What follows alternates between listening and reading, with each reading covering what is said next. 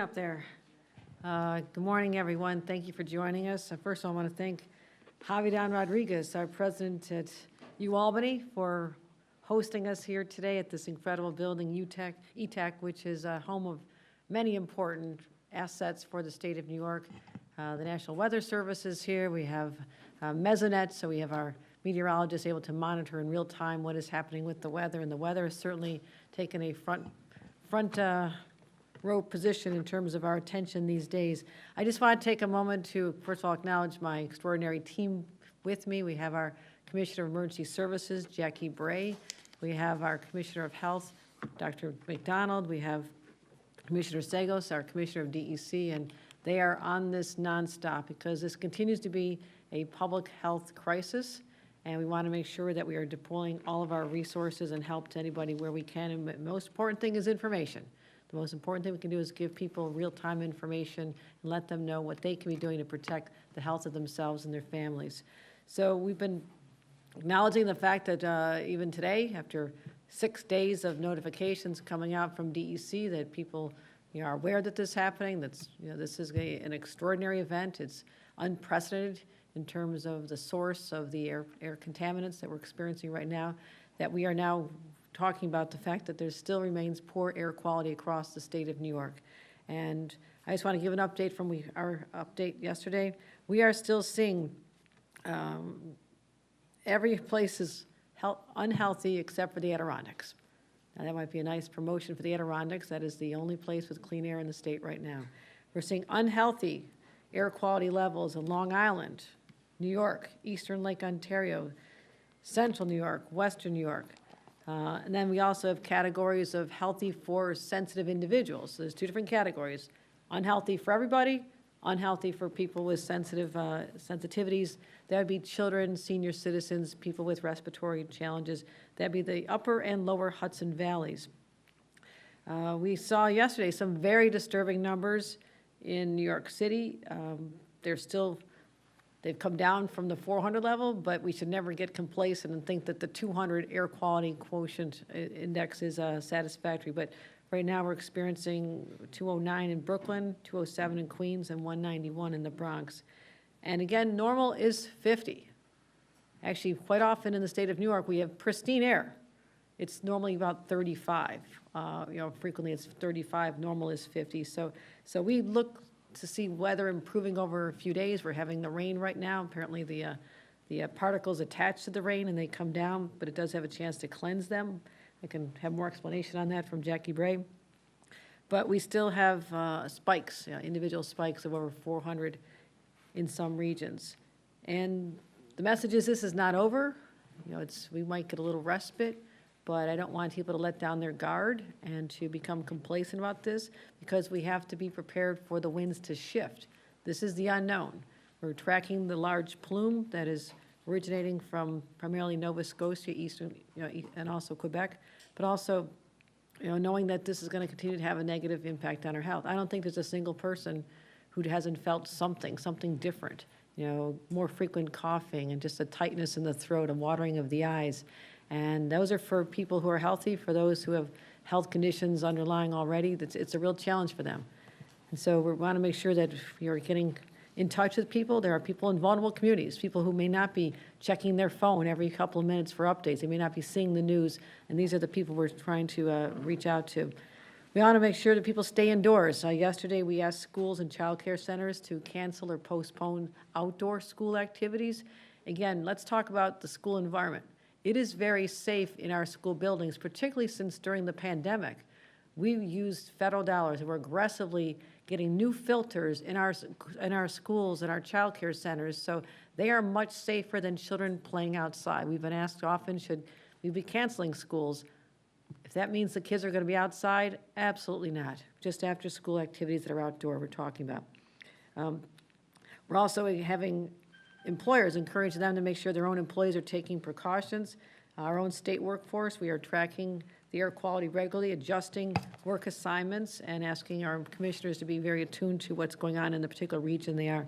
I will also say, this was brought up yesterday, this is our old friend.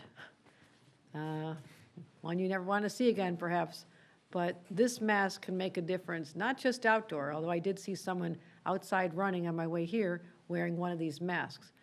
At least he was wearing a mask. But even indoors, if you have a situation where you don't have air conditioning, you have a situation where you're not feeling good inside, continue to put this on. This will make a big difference for people.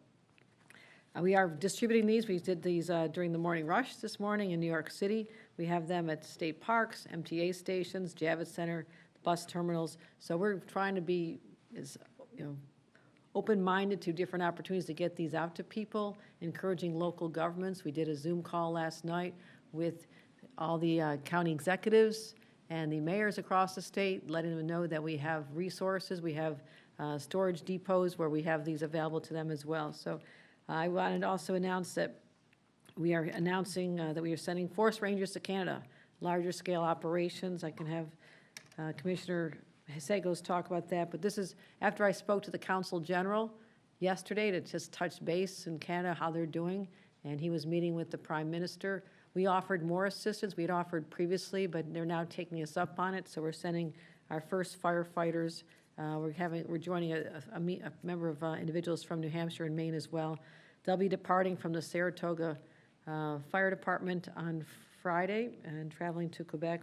They've asked for 7 people over the next 2 weeks. We can certainly change those numbers at their request. I also noted that President Biden is also sending firefighters. This is how we can deal with this, helping Canada get to these really remote areas. This is what the Consul General told me. He says, these are such remote areas, they're almost impossible to access. But containment's important to us. We want to get these under control, so I'm really proud that we're going to have New York citizens up there trying to battle these fires to help Canada, but also the collateral damage, which is the state of New York has been really hard hit by inferior air quality, unsatisfactory air quality. I know a lot of people are looking forward to the Belmont Stakes this weekend, so let me give a report on that. We have instituted enhanced measures to protect the horses, the riders, and the spectators. Yesterday, we decided, in my direction, the Gaming Commission directed all tracks to stop workouts and trainings yesterday. That'll continue through today. And this morning, the measures are going to implement, if the air quality exceeds 200 at the facility, at any facility, there will be no racing. That's going to be canceled if the air quality is above 200. If the air quality is 150 to 200, only horses that pass an additional pre-race vet examination will be permitted to race. And we're closely monitoring this because this is a national phenomenon. People come from all over the country. It's huge for the local economy. And so we hopefully can get this going, but there's no assurance of what the weather's going to be, so it's going to be a last-minute decision, I'm sure. Still having significant delays at our airports. LaGuardia, in particular, downstate airports are definitely affected, but the Weather Service predicts that conditions should start to improve, and we're monitoring all the conditions at airports regularly. Here's my message. This is the new reality we're dealing with. I know a lot of people are stressed out after what happened during the pandemic. I want people to know this is a very different circumstance. We believe it'll be short-term, not long-term decisions will have to be made to keep people indoors. We're not making those decisions. This is personal. But we are taking climate change so seriously here in the state of New York. Always have been. And I've said before, we're the first generation to really feel the effects of climate change and the last one to be able to do anything meaningful about it. So that is why we're going to continue our fight against climate change. And you think about even the Clean Air Act, which we have. The reason we have a Clean Air Act enacted back in 1970 was the tremendous loss of life when we had the smog event in New York City back in 1966, and almost 170 people lost their lives because of the air quality at the time. So we're living in an era of extreme weather, statement of fact, and we're going to continue doing what we can to help do our part. We're doing our best in New York. We also need other states and the international community to join this fight as well, because I don't know what more evidence they need that we are in a crisis with our climate right now. Let's talk about what New Yorkers can do. I think about how to prepare. We do a lot of notices when it comes to major snow events, what people need to be doing to take precautions. But I think it's as simple as this. You don't need a snow shovel. You need to keep the masks in your house, and you need to keep your phone handy.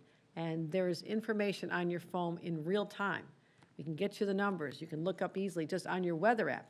You can go to our sites, but you can also just go to the weather map. Look for that number. That number appears on your app. It'll tell you what is going on.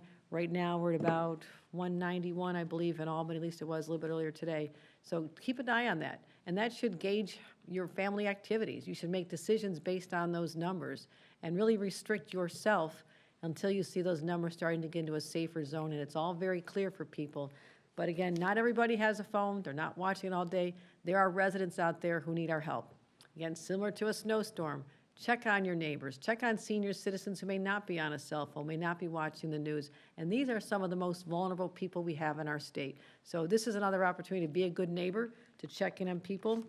And also, in your own home and in your car, you can turn on the air conditioning, but be aware that you need to have the recirculate button on in your car and in your home, especially if you're using in your home one of the window air conditioners, because otherwise you're drawing in outdoor air right into your home, and that is dangerous. Turn on the recirculate the air so it stays internally, and make sure that your filters are clean. A lot of people don't replace them very much. They lose their effectiveness if you don't replace the filters and clean them regularly. So that's what's important to get out to everybody. For the meantime, really the best thing to do is just stay indoors. That way you won't have unintended health effects, you won't have the discomfort of having the smoke fill your lungs. And we're asked often about, are we seeing an increase in people going to emergency rooms? Are we seeing the health effects? It is still early. This has only been in full force in a very detrimental, dangerous way for the last few days. And it does take some time, but we have seen, Dr. McDonald's monitoring, we're not seeing a spike in people going to emergency rooms, but there are a couple hospitals, particularly in New York City, they're reporting more people stopping in. So I would like to ask Basil Sagos to talk a little more about the Mesonet, how we're doing our real-time monitoring of information. And we'll be happy to give a tour of that afterwards so everybody knows exactly how we're getting our information and making sure it gets out to the public as soon as possible. Basil Sagos. Thank you, Governor. We are fortunate in New York to have one of the most robust weather monitoring programs in the country.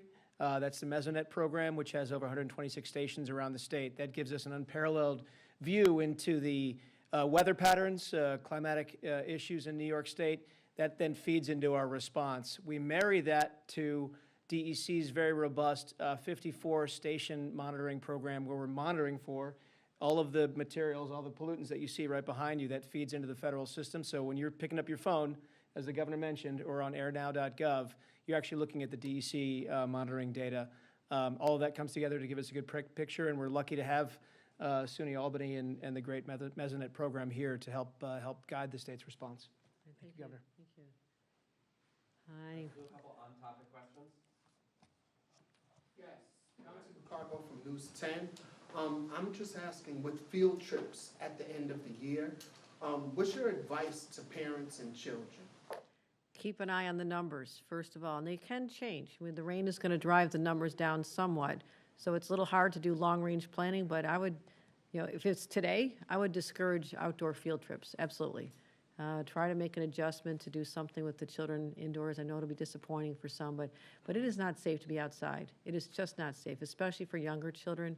So let's just keep monitoring the news. We'll make sure everybody has in real time when we get information.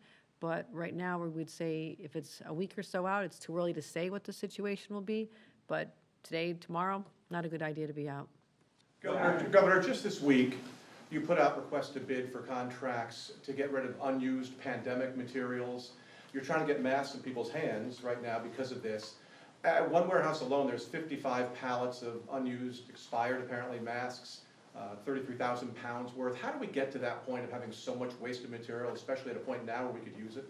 Well, if we all remember, there was a time we could not get our hands on these masks. And I would say when there's a public health crisis that is global in nature and we're relying on supply chains from places like China, we were not manufacturing masks in this country.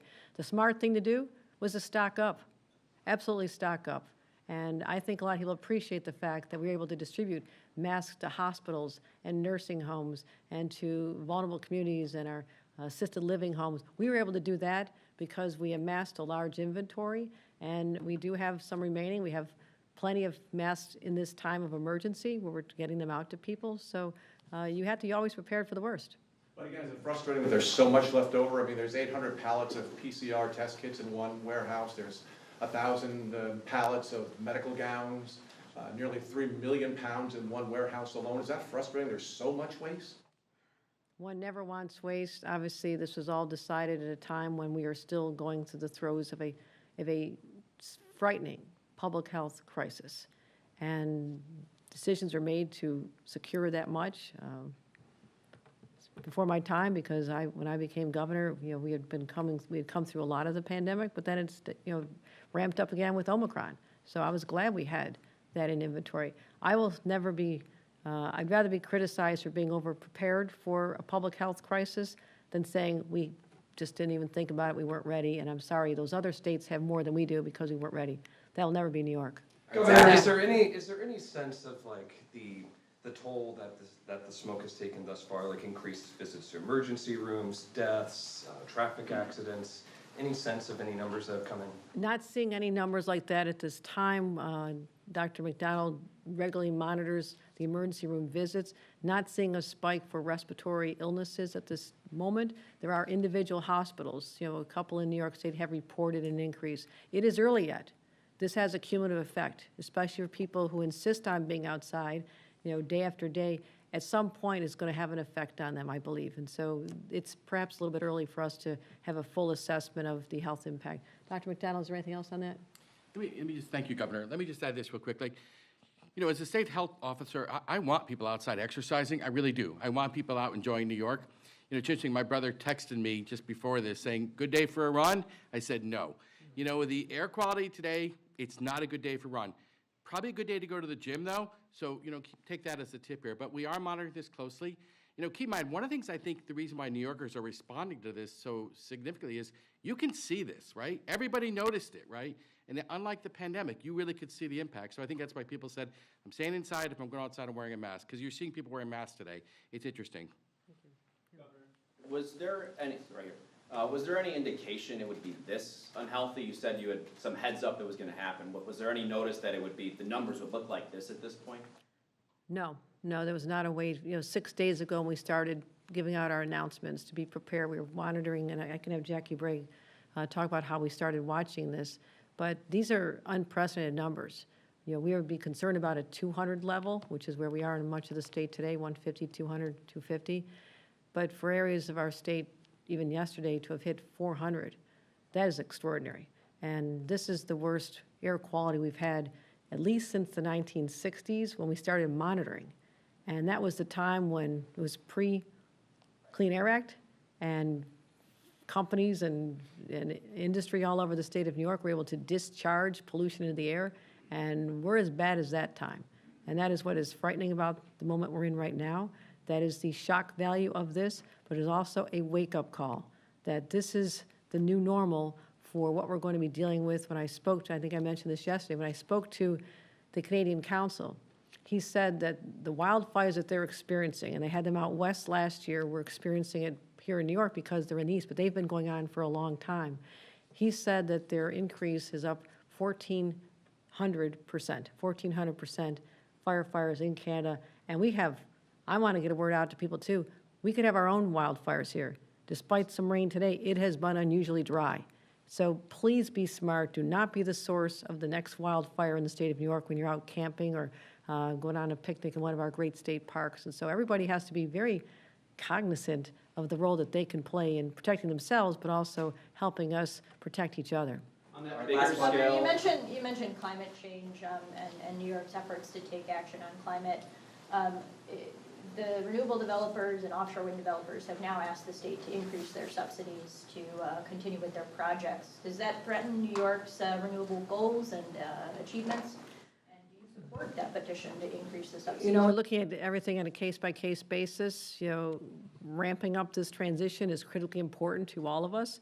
I'm proud that we have a nation-leading Environmental Bond Act. I just launched the Environmental Bond Act, listening toward and listen to people across the state about where they think the needs are greatest. So we're very focused on this. We'll look at individual cases on what's happening.